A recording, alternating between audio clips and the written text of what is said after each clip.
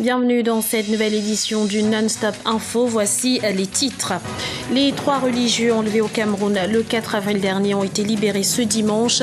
Les gouvernements italiens et canadiens saluent l'implication personnelle du chef de l'État, Paul Biya. Nouvelle attaque sanglante au Nigeria. Plus de 40 personnes ont perdu la vie ce dimanche dans l'explosion d'une bombe dans le stade de football de la ville de Moubi, au nord-est du pays. Et puis, au Mali, les organisations de la société civile veulent optimiser la lutte contre la mauvaise gestion des fonds publics. Elles militent pour le renforcement des contrôles internes. Les 3 religieux enlevés au Cameroun il y a 2 mois ont été libérés et remis aux autorités du pays dans la nuit de samedi à dimanche. Une libération qui témoigne de la volonté du Cameroun de lutter contre les organisations terroristes sur son territoire. Guillaume Durand.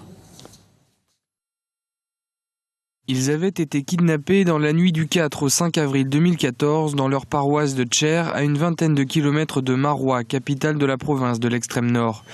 2 prêtres italiens et une religieuse canadienne ont été libérés après 2 mois de captivité. Ces derniers se portent bien selon un communiqué de la présidence camerounaise. La libération de 2 prêtres italiens et une religieuse canadienne montre en effet la volonté du président Paul Biya de mettre en accord son discours de Paris sur le sommet contre Boko Haram et sa décision pratique de lutter effectivement contre cette organisation terroriste. Si aucune revendication de cette prise d'otage n'a été enregistrée, les services de sécurité camerounais l'attribuent à Boko Haram. Le groupe islamiste terroriste nigérian avait en effet déjà enlevé un prêtre et une famille française en 2013 avant de les relâcher. Cette libération témoigne en tout cas de la volonté camerounaise de lutter contre ce type d'organisation. Il faut saluer l'action du président Paul Biya qui lui-même a déjà réussi à libérer des otages, la famille Moulin-Fournier, le prêtre Van den Desch, et donc on voit très bien que de manière très réaliste, le président Paul Biya prend à cœur cette question qui est une question fondamentale. Il a reçu le président Idriss Déby Itno pour mettre en place une plateforme pratique. Le Cameroun a par ailleurs déployé 1 millier de soldats à la frontière avec le Nigeria pour faire face à la menace Boko Haram. Les forces de sécurité auraient tué une 40aine de combattants islamistes lors de récents affrontements selon les médias camerounais. Le Nigeria a connu un nouvel attentat meurtrier ce dimanche. Au moins 40 personnes ont perdu la vie dans l'explosion d'une bombe dans un stade de football à Moubi, dans l'état de l'Adamawa, à la frontière avec le Cameroun, une région placée depuis plus d'1 an en état d'urgence. Et si pour l'heure l'attaque n'a pas été revendiquée, les soupçons des autorités se portent sur le groupe islamiste Boko Haram qui a déjà sévi à plusieurs reprises dans cette même ville. On écoute l'analyse de notre éditorialiste gracien Rokundikiza. Une des meilleures de l'Afrique, mais une armée très spécialisée au niveau de l'offensive, c'est-à-dire une guerre mécanique, une guerre de combat sur un front. Or, il est confronté à des attentats, à des enlèvements, et cette armée n'a aucune spécialisation sur la lutte contre le terrorisme, et sa police, ses services de renseignement ne sont pas développés pour contrer un tel ennemi. C'est une des stratégies des guérillas, surtout des groupes terroristes qui font ce genre d'activité. C'est-à-dire qu'il faut pousser l'armée, il faut que l'armée nigériane arrive, ou les services de sécurité, à anticiper tout ce qui peut se passer et à anticiper et au niveau des mesures de sécurité, notamment au niveau des détections des explosifs ou tout ce qui peut toucher au niveau des attentats. La justice ivoirienne a accordé ce samedi 31 mai la liberté provisoire à 50 détenus proches de l'ancien président Laurent Gbagbo, un geste présenté comme un signe d'apaisement en direction des partisans de l'ancien président. Toutefois, le FPI hésite encore à lever le boycott qui pèse sur le recensement de la population. Les précisions de Diarandia et commentaires à Floronissa. Où en est le dialogue politique en Côte d'Ivoire? La reprise du dialogue avait suscité beaucoup d'espoir entre pouvoir et opposition. Autre geste présenté comme un signe d'apaisement en direction des partisans de l'ancien président Laurent Gbagbo, la libération provisoire ce samedi 31 mai de 50 détenus de la crise post-électorale de 2011. Cette mesure s'inscrivant dans le cadre d'une reprise du dialogue avec le Front populaire ivoirien n'empêche pas le parti d'opposition de camper sur ses positions quant au boycott du recensement de la population. Quelle lecture politique doit-on comprendre face à l'attitude du FPI? Le parti estime que les concessions du gouvernement sont insuffisantes. La seconde, le parti revendique une certaine souveraineté et autonomie qu'il refuse de donner l'impression qu'il agit sous instruction ou à la demande du gouvernement et donc se donne le temps d'aller à son rythme et selon son agenda. Bien entendu, il y a d'autres aussi qui sont totalement dans une phase radicale en se disant il faut tenir le bon bout, jouer les durs et puis au-delà des 150, exiger que Simone Gbagbo, Laurent Gbagbo, Blé Goudé et tous les autres détenus soient en même temps libérés et que tous les comptes soient dégelés. Cet appel au boycott n'est pas de l'avis de toute la population, comme nous l'explique Henriette Lagou, femme politique et présidente du Parti Renouveau pour la Paix et la Concorde, le RPCP. On n'a pas besoin de boycotter un recensement. Moi, en tant qu'homme politique, que femme politique, je voudrais bien vous dire, madame, nous sommes 28 millions d'habitants en Côte d'Ivoire, c'est le recensement qui me permettra de dire ça. Alors si on ne recense pas les populations, comment pouvons-nous amener des actions de développement ? Comment pouvons-nous attirer les investisseurs? On ne sait pas combien nous sommes en Côte d'Ivoire. Après la promesse de libération de 100 détenus, il resterait, d'après les autorités, 341 militants du FPI en prison. Ces gestes semblent pourtant ne pas convaincre le parti de Laurent Gbagbo. Le comité central ordinaire tenu ce samedi 31 mai n'a pas abouti. La levée ou non de l'appel au boycott du recensement de la population va faire l'objet d'une réunion extraordinaire dans les 2 jours à venir.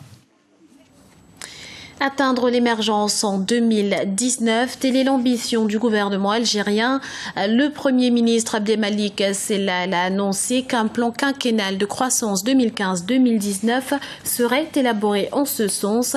Un plan qui table sur un rebond de la croissance durant les 5 prochaines années afin de consolider les progrès économiques et de concrétiser les engagements du programme présidentiel selon le chef du gouvernement algérien.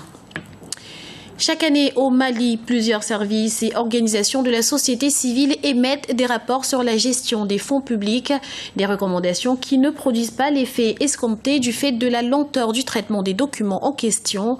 Pour certains analystes, il est donc nécessaire de penser à d'autres moyens pour lutter efficacement contre la mauvaise gestion. Voyez ce reportage de notre correspondant Idrissa Sangaré. Au Mali, les différentes structures de contrôle font des rapports de vérification chaque année et des recommandations sont produites afin de lutter contre certains manquements dans la gestion des fonds publics. Pour les organisations de la société civile et certains élus, il faut intensifier le contrôle à l'interne afin de prévenir ces abus de gestion. Les vérifications, c'est bon, mais souvent les rapports tardent à se réaliser. Il n'y a pas de suivi pour les rapports.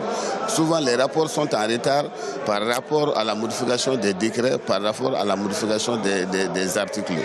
Bon, maintenant, moi, à mon œuvre, pour vraiment lutter contre la corruption, vraiment, il faut améliorer, intensifier les contrôles internes au niveau des services publics. Plusieurs services de contrôle interne travaillent à la bonne gestion des fonds publics, mais le plus souvent, ces services sont confrontés au manque de personnel qualifié. Il n'y a pas de difficulté majeure par rapport à sa mise en œuvre. Maintenant, il faudrait que les différentes structures de l'administration appliquent les dispositions de la stratégie nationale du contrôle interne. Je pense que ça, c'est la première chose à faire. Maintenant, par rapport à la mise en œuvre, il faudrait tout simplement former les agents, former les cadres, c'est vrai. Il peut y avoir un problème de ressources humaines, mais je pense que par la formation, les structures peuvent surmonter ces difficultés. Afin de prévenir les abus et mieux contrôler les services financiers, une loi a été votée en mai 2014 par l'Assemblée nationale afin de poser des restrictions aux responsables, mais aussi renforcer les agents de contrôle pour une lutte efficace contre la corruption et la délinquance financière.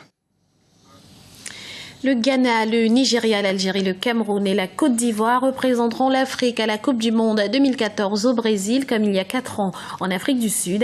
Et c'est la première fois que les mêmes sélections continentales participent à 2 phases finales de suite. Jean-Célestin Ediangué et Guillaume Durand. On prend presque les mêmes et on recommence, comme en 2010 en Afrique du Sud, qui abritait alors la grande messe mondiale du ballon rond.